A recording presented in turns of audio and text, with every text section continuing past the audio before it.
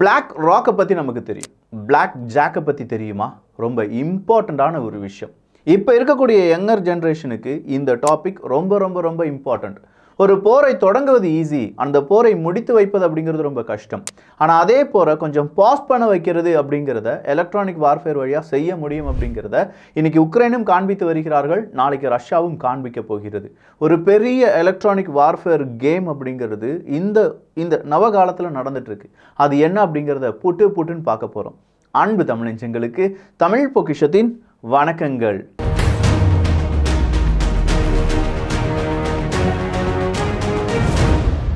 Black rock அப்படின்னு சொல்லும்போது அதை பற்றியான காணொலிகள் தமிழ் பொக்ஷத்தில் பதிவு பண்ணியிருக்கோம். பிளாக் ராக் தமிழ் பொக்ஷம் அப்படின்னு சொல்லி நீங்கள் அடிச்சிங்கன்னா இதுவரையிலும் நீங்கள் கேள்விப்படாத, யாரும் சொல்லாத பல தகவல்களை பல மாதங்களுக்கு முன்னாடியே நம்ம சொல்லியிருக்கோம். நிறைய பேர் பிளாக் ராக் அப்படிங்கிறதெல்லாம் இப்போ எடுக்கிறாங்க. பட் அந்த தகவலையும் நாம் ஒரு 3-4 மாதங்களுக்கு முன்னாடி சொன்ன தகவலையும் ஒரு வருஷம் முன்னாடி சொன்ன தகவலையும் கொஞ்சம் கம்பேர் பண்ணி பாருங்கள். யாருடைய தகவல் ரொம்ப வெயிட்டாக இருக்குது அப்படிங்கிறத நீங்களே புரிஞ்சுக்கிடுவீங்க. ஸோ பிளாக் ராக் அப்படிங்கிற அந்த ஒரு நிறுவனத்தை பற்றி மட்டும் பார்க்காம பிளாக் ஜாக் அப்படிங்கிறவங்களை பற்றி பார்க்க வேண்டியதாக இருக்குது. யாருப்பா அது அப்படின்னு சொல்லி இன்னைக்கு சோஷியல் மீடியாவிலேருந்து எல்லாருமே பேசிகிட்டு இருக்காங்க. Black jack. இந்த பிளாக் ஜாக் அப்படிங்கிறவங்க ஒரு ஹேக்கர்ஸ் குரூப். அந்த ஹேக்கர்ஸ் குரூப் என்ன செஞ்சுருக்காங்கன்னா, ரஷ்யாவினுடைய ரொம்ப முக்கியமான டேட்டாவை திருடி இருக்காங்க. 1 GB 2 GB டேட்டாலாம் கிடையாது, 1.2 டெராபைட்ஸ் 1.2 TB டேட்டாவை என்ன செஞ்சுருக்காங்க, சுட்டிருக்காங்க. அப்படி சுட்டது எல்லாமே யாருடையது தெரியுமா? ரஷ்யாவினுடைய ஒரு மிக முக்கியமான ஆர்கனைசேஷன். அந்த ஆர்கனைசேஷன் தான் ரஷ்யாவினுடைய மினிஸ்ட்ரி ஆஃப் டிஃபென்ஸ் யார் கூடலாம் இந்த மாதிரி பேசஸ், ஏர் பேசஸாக இருக்கட்டும், இராணுவ பேசஸாக இருக்கட்டும், அதற்கான கான்ட்ராக்டை நடத்துகிறாங்க.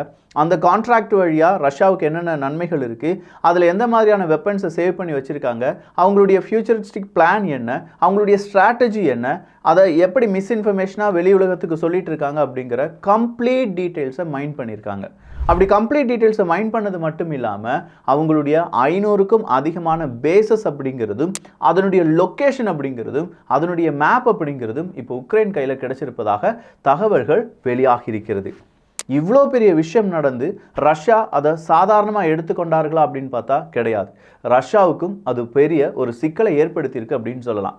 ஆனால் இந்த இடத்துல பிளாக் ஜாக் அப்படிங்கிறவங்க ஏன் இவ்வளோ பெரிய ஒரு அட்டாக்கை நடத்தணும்? இந்த அட்டாக்குக்கு பின்னாடி ரஷ்யா செய்த இன்னொரு மாசான ஒரு அட்டாக் இருந்துச்சு. ரஷ்யா அவங்களுடைய ஹேக்கர்ஸை பயன்படுத்தி உக்ரைனுடைய அந்த மிசைல்ஸ், லான்ச்சஸ், இதனுடைய லொக்கேஷனை எடுக்க ஆரம்பிச்சிட்டாங்க. அப்படி எடுத்தது மட்டும் இல்லாமல் கரெக்டாக பின் பாயிண்ட் வச்சு அவங்க என்ன செய்ய ஆரம்பிக்கிறாங்க, அவங்களுடைய உக்ரைனுடைய எல்லா மிசைல்ஸ், லான்ச்சஸ் எல்லாமே அடிக்க ஆரம்பிக்கிறாங்க. அப்போ உக்ரைனுக்கு எதுவுமே புரியல என்ன நடக்குது அப்படின்னு சொல்லி. ஏன்னா அவங்க அடிக்கிறது எல்லாமே ரொம்ப துல்லிய தாக்குதலாகவும் அவங்களுக்கு ரொம்ப பெரிய அளவில் இழப்புகளை ஏற்படுத்தும் விதமாகவும் இருக்குது. அப்போ இது ரஷ்யாவினுடைய உளவு அமைப்பு உள்ள என்ட்ராகி அவங்களுடைய ஹேக்கர்ஸ் குரூப் வழியாக கிடைச்சிருக்கக்கூடிய கோஆர்டினேட் தான். ஸோ லேட்டிடியூட் லாஞ்சிடியூட் கிடைச்ச உடனே அவங்களுடைய மிசைல் இதுக்கு தகுந்தாப்புல ஏவி விட்டுறாங்க. எந்த மாதிரியான மிசைல் அனுப்பணும், ட்ரோன்ஸ் அனுப்பணுமா வேண்டாமா அப்படிங்கிற கம்ப்ளீட் லிஸ்ட் ரஷ்யாட்ட போயிருச்சு. எனவே நம்முடைய ஆயுதங்களை ரீஷஃபில் பண்ணுங்க அப்படிங்கிற ஒரு உத்தரவு உக்ரைனுக்கு பறக்குது. அதனால தான் கடந்த 2-3 தினங்களாக நீங்கள் பார்த்தீங்கன்னா தெரியும், உக்ரைன் பெரிய அளவில் அடிச்சிருக்க மாட்டாங்க. அவங்க நிறைய அவங்களுடைய வெப்பன்ஸ் எல்லாமே ரீஷஃபில் பண்ண ஆரம்பித்தாங்க. அப்படி ரீஷஃபில் பண்ணுறதுனாலேயே ரஷ்யா என்ன செய்கிறாங்கன்னா, அவங்களும் அவங்களுடைய பேசஸ் அப்படிங்கிறதும் அவங்களுடைய ஆயுதங்களையும் வேறு இடங்களுக்கு மாற்றுவதற்காக ட்ரை பண்ணாங்க அப்படின்னு சொல்லப்படுது. அதில் குறிப்பாக IL-76 அப்படிங்கிற ஒரு விமானம் தான். இந்த IL-76 1996 ரஷ்யாவுக்கு ரொம்ப முக்கியமான ஒரு விமானம் அப்படின்னு சொல்லலாம். பெரிய பெரிய இராணுவ ஆயுதங்களை ஒரு இடத்துலேருந்து இன்னொரு இடத்துக்கு கொண்டு செல்வது, 70க்கும் அதிகமான இராணுவ வீரர்களை ஒரு இடத்துலேருந்து இன்னொரு இடத்துக்கு கொண்டு செல்வது அப்படிங்கிறது எல்லாத்தையுமே செய்யக்கூடியது IL-76. இன்னைக்கு பெல்கிராட் பகுதியில் IL-76 அப்படிங்கிற விமானம் விழுகுது, நொறுங்கி விழுகுது. என்ன காரணம் அப்படின்னு சொல்லி பார்த்தா, அதை சுட்டு வீழ்த்தி விட்டோம் அப்படின்னு சொல்றாங்க உக்ரைனுடைய ராணுவ வீரர்கள். சுட்டு வீழ்த்தியது உக்ரைன் தான் அப்படிங்கிறத ரஷ்யாவும் ஒத்துக்கிறாங்க. பொதுவாக ரஷ்யா ஒத்துக்கொள்ள மாட்டார்களே அப்படின்னு கேட்டால், இந்த இடத்துல ரஷ்யா ஒத்துக்கொள்ளாத இன்னொரு விஷயம் இருக்குது. IL-76க்குள்ள S-300 இருந்துச்சு. S-300க்கு சிக்னலை வச்சு தான் நாங்கள் என்ன செஞ்சோம், IL-76 அடித்தோம் அப்படின்னு சொல்கிறாங்க உக்ரைன். இதுதான் ரஷ்யாவுக்கு பெரிய ஷாக்கிங்கான இன்ஃபர்மேஷன்.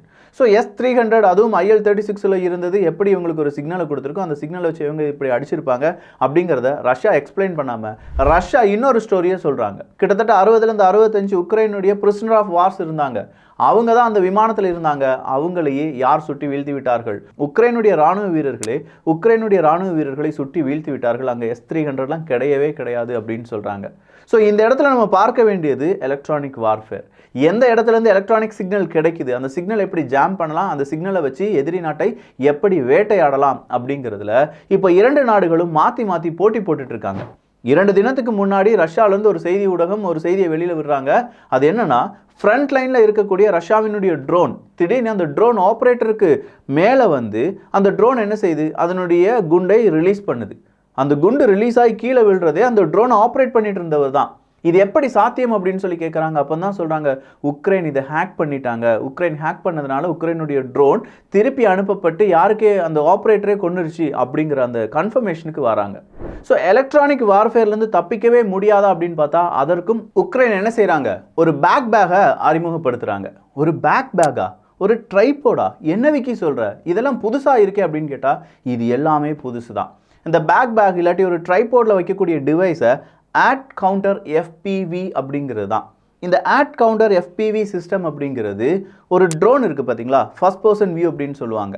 ஒரு நபர் ஒரு ட்ரோனை எப்படி ஓட்டிட்டு போகிறாரு, சும்மா குருட்டாம்போக்கில் ஓட்டிட்டு போகலை. அவங்க முன்னாடி ஒரு டிஸ்பிளே இருக்கும். அந்த டிஸ்பிளே அந்த ட்ரோன் எங்கே போயிட்டுருக்கு அப்படிங்கிறதும் எங்கே போக வேண்டியது அப்படிங்கிறதும் எல்லாமே பக்காவாக அவங்களுக்கு. ஒரு பைலட் அவங்களுடைய விமானத்தை ஓட்டும்போது ஹோலோகிராமில் இருக்கக்கூடிய டிஸ்பிளே மாதிரி என்ன செய்வாங்க, இந்த மாதிரியான ஒரு டிஸ்பிளே காண்பிக்கப்படும். நார்மலாக நம்ம ட்ரோன் ஆப்ரேட் பண்ணும்போது நம்முடைய மொபைல் ஃபோனில் நம்ம பார்ப்போம்ல, அந்த ட்ரோன் எதை பார்த்து கொண்டிருக்கிறது, எவ்வளோ உயரத்தில் பறந்துட்டு இருக்கு, அதனுடைய அடுத்த கட்ட நடவடிக்கை என்ன அப்படிங்கிறதுல நம்மளாலேயே ஒரு டிஜே ட்ரோன் பார்த்தோம்னா உபயோகிச்சோம்னா நமக்கு தெரியும். அப்போ மிலிட்ரி கிரேடு ட்ரோன் எப்படி இருக்கும் அப்படிங்கிறத பார்த்துக்கோங்க. ஸோ இந்த மாதிரி எஃபிவி ட்ரோன்ஸை அந்த கம்யூனிகேஷன் இருக்குல்ல, அந்த ட்ரோன் பார்ப்பதும் இவர் பார்ப்பதும், அந்த ட்ரோன் கீழே எதையோ பார்த்துட்டு இருக்கு, அந்த கேமரா ஃபீடு எடுத்து இவங்க பார்ப்பாங்கல்ல, அதை மட்டும் ஜாம் பண்ணி அது ஃபேக்கான விஷுவல்ஸை அனுப்பிடுமா. அப்படி ஃபேக்கான விஷுவல்ஸை அனுப்பி அந்த ட்ரோன் என்ன செஞ்சிருவாங்க, மடைமாற்றம் செய்து யார் அனுப்புனாங்களோ அவங்களுடைய லொக்கேஷனை எடுத்து என்ன செஞ்சிடும், டக்குன்னு அடிச்சிடும். அப்போ இந்த மாதிரியான விஷயங்கள் நடக்கிறது, இல்லாட்டி அந்த கம்யூனிகேஷனை ஜாம் பண்ணுறது அப்படிங்கிறது எல்லாமே இந்த ஆட் கவுண்டர் எஃபிவி சிஸ்டம் செய்யும் அப்படின்னு சொல்லி உக்ரைன் சொல்கிறாங்க. ஒரு 3 கிலோ தான் வெயிட் இருக்கும்பா, அது கூட ஒரு பேட்டரிலாம் இன்சர்ட் பண்ணணும். ஸோ பேட்டரி எதுவுமே இல்லாமல் 3 கிலோ வெயிட் இருக்கக்கூடிய ஒரு டிவைஸால் அங்கே இருக்கக்கூடிய ட்ரோனை கண்ட்ரோல் பண்ண முடியும் அப்படின்னு சொல்லி உக்ரைன் சொல்லிட்டு இருக்காங்க. என்னடா ட்ரோனை வச்சு தான்றா ஒட்டுமொத்தமான உலகமும் அடுத்த ஒரு யுத்தத்துக்கு தயாராகிட்டு இருக்காங்க அப்படின்னு சொல்லும்போது அதுக்கு வச்சாம்பாரு ஆப்பு அப்படிங்கிற மாதிரி இருக்குது. இந்த drone communication system, electronic warfare, இது எதுவுமே புதிய டைம் கிடையாது. ஆனால் புதுசான டெக்னாலஜி, புதிய கண்டுபிடிப்புகள், அதை எந்த நாடு அதிகமாக சூப்பராக கண்டுபிடிக்கிறாங்க அந்த நாடு ஜெயிப்பதற்கான அந்த வல்லமையை அந்த விஞ்ஞானிகள் ஏற்படுத்தி கொடுக்கிறார்கள். ஆட் கவுண்டர் எஃபிவி அப்படிங்கிறது இப்போது ரஷ்யாவுக்கு பெரிய ஒரு தலைவலியாக மாறிட்டு இருக்கு. அப்போ பிளாக் ஜாக் செஞ்சது என்னன்னா, இதே மாதிரி ட்ரோன்ஸ், அந்த ட்ரோன்ஸினுடைய அடுத்த கட்ட நடவடிக்கை அப்படிங்கிறதுக்கான டாக்குமெண்ட்ஸ் இது எல்லாத்தையுமே எடுத்து உக்ரைனுடைய ராணுவ வீரர்களுக்கு கொடுத்துருக்காங்க. ஸோ அதனால தான் உக்ரைனுடைய ராணுவ வீரர்களால் இதெல்லாம் செய்ய முடியுது அப்படின்னு சொல்லி இப்போ ரஷ்யா நம்ப ஆரம்பிக்கிறாங்க. ஸோ ரஷ்யாவுக்கு இது பெரிய இழப்பு அப்படின்னா உக்ரைனுக்கு இது ஒரு பெரிய பாசிட்டிவான அப்ரோச் அப்படின்னு சொல்லலாம். இப்போ ரஷ்யா என்ன நினைக்கிறாங்க, நாம இதை எப்படியாவது தடுக்கணும். உக்ரைன் என்ன நினைக்கிறாங்க, நம்முடைய கவுண்டர் ஆஃபென்சிவ் இந்த டாக்குமெண்ட், இந்த மேப் வழியாக இருக்க வேண்டும் அப்படின்னு சொல்லி நினைக்கிறாங்க. ஸோ ஓவராலாக எலக்ட்ரானிக் வார்ஃபேரை வச்சு என்ன செய்ய முடியும், அந்த செய்கிற எலக்ட்ரானிக் வார்ஃபேர் யாருக்கு எதிராக எப்படி காய் நகர்த்த முடியும் அப்படிங்கிறது ரொம்ப தத்ரூபமாக, ரொம்ப ரியாலிட்டியாக இப்போ 2 நாடுகள் சோதித்து கொண்டிருக்கிறார்கள். ஒன்று ரஷ்யா, இன்னொன்று உக்ரைன். இதில் அமெரிக்கா எந்த இடத்துல இருக்காங்க அப்படின்னு சொல்லி நீங்கள் கேட்கலாம். அமெரிக்காவினுடைய டிபார்ட்மெண்ட் ஆஃப் டிஃபென்ஸ் 2019 ஒரு பெரிய ஒரு மதிப்பீடு, அவங்களுடைய சைபர் அட்டாக் எப்படி நடக்கப்படும், அது நடக்கப்படுவதற்கான வாய்ப்புகள் என்ன அப்படின்னு சொல்லி, டிஓடி அட்டாக்ஸ்லாம் எப்படி நடக்கப்படும் அப்படிங்கிறது எல்லாத்தையுமே விவரமாக சொல்கிறாங்க. அப்படி விவரமாக சொன்னதில் 159 டிஃப்ரெண்ட் ரெக்கமெண்டேஷன் அப்படிங்கிறத டிபார்ட்மெண்ட் ஆஃப் டிஃபென்ஸ் அங்கே இருக்கக்கூடிய இராணுவ வீரர்களுக்கு கொடுக்குறாங்க. ஆனால் இந்த 159 டிஃப்ரெண்ட் ரெக்கமெண்டேஷனில் இதுவரையிலும் அமெரிக்காவால் செய்ய முடிந்தது வெறும் 19 ரெக்கமெண்டேஷன்ஸ் தான். மீதம் இருக்கும் ரெக்கமெண்டேஷனை அமெரிக்காவினுடைய ராணுவ வீரர்களாலோ அமெரிக்காவினுடைய டெக்னாலஜியாலையோ செய்ய முடியலை. அது எல்லாம் சைபர் அட்டாக்கு உட்படலாம் அப்படின்னு சொல்லிட்டு இருக்காங்க. ஒருவேளை அமெரிக்கா ஒரு ஃபுல் ஃப்ளெட்ஜ்டு வாருக்கு வரும்போது அமெரிக்காவினுடைய வீக்னஸை யார் பயன்படுத்துவாங்க, ரஷ்யா இல்லாட்டி வேறு ஏதாவது எதிரி நாட்டினுடைய ஹேக்கர்ஸ் பயன்படுத்துவாங்க.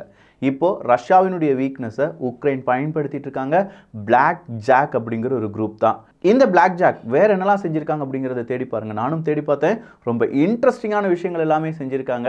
ஸோ இதே மாதிரி இன்னும் ரொம்ப அட்வான்ஸ்டான நாலேஜ் பேஸ்டு கண்டென்ட்டுக்கு தமிழ் பொக்ஷம் சேனலை சப்ஸ்கிரைப் பண்ணிக்கோங்க. நல்லதை பகிர்ந்து நல்ல சமுதாயத்தை உருவாக்குவோம். நன்றி, வணக்கம்.